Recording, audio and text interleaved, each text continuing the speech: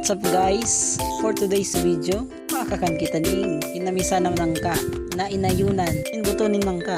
Yan nga ning Lunes. Saro sa mga yaon ni bisa mo. Ining hinog na nang ka. Kaya naisipan ni Papa, nalutoon ini. Sabi ko nga ni, paboritoon ko pati lalo na pag hinamisan. Inot, sabi ko, may binto daw ko ning luto. About hindi panang kang hinog. Kaso, nainutan na kita ni Papa magluto. So by the way, kung na pinailing sa Indo kung paano magluto ka ni. Kaya pinailing ko na lang sa Indo, finished product. Kaluto ka ning hinamisan na hinog na nangka.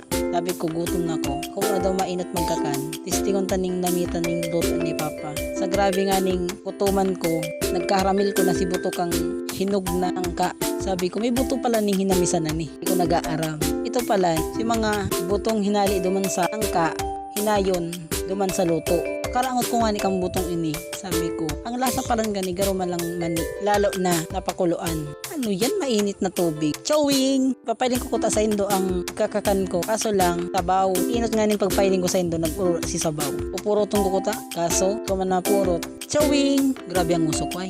Di na udong kakaumuya. Tiba na naman. Positiban. Chowing! Kuta ko kayan mga kutsara. So lang, syempre may video. Sabi ko, sana ko haliw ng kutsara pag mayo ng video.